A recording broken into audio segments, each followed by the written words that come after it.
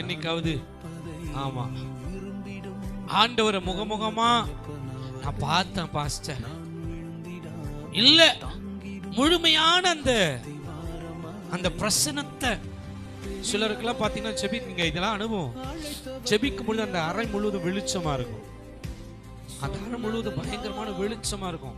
Already நீங்க light போட்டிருந்தா கூட அந்த லைட்டை தாண்டி ஒரு வெளிச்சம் உண்டாகும். அது தேவன் வந்து உன் அருகில இருக்கிறதுக்கு ஒரு அறிகுறி. நீங்க தேவனோடு கூட நெருங்கி இருக்கிற அறிகுறி. நீங்க தேவனோடு கூட நெருங்கி இருக்கிற பொழுது அது என்ன பண்ணும் தெரியுமா? உங்க அறை முழுவதும் ஒரு நிசப்தம் உண்டாகும். அந்த நிசப்தத்துல என்ன அப்படின்னா ஆவியானவருடைய சத்தத்தை, மெல்லிய சத்தம் கேட்கும். நீங்க ஜெபிக்க ஜெபிக்க ஜெபிக்க நேரம் போறதே தெரியாது. நேரம் ஆமா, நல்லா யோசிச்சு பாருங்க. தேவனோடு கூட நெருக்கம் உண்டாயிட்டே இருக்கும். தேவனோடு கூட நெருக்கம், அதான் அதுக்கு ஆப்போசிட்டா மாறாக நீங்க என்ன பண்றீங்க? மொபைல நீங்க ஆரம்பிச்சிட்டீங்கன்னா மொபைல உங்களால என்ன பண்ண முடியாது, வைக்காம கிட்டத்தட்ட அசால்ட்டா 3 hours 2 hours 1 hour அசால்ட்டா போகும்.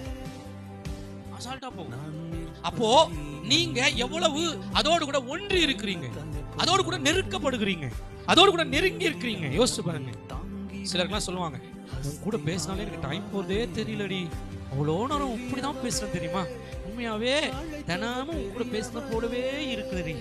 ஆமா, நாசமா போ. அது உன்னை பரலோகத்துக்கு கொண்டு போகாது. அது உங்களை தேவனுடைய ராஜ்யத்தை சுதந்திரத்துக்கு செய்யாது. அது உங்க வாழ்க்கையில் தேவனுடைய ஆசீர்வாதத்தை பெற செய்யாது. அது தேவனுடைய நன்மையை பெற்றுக்கொள்ள உதவாது.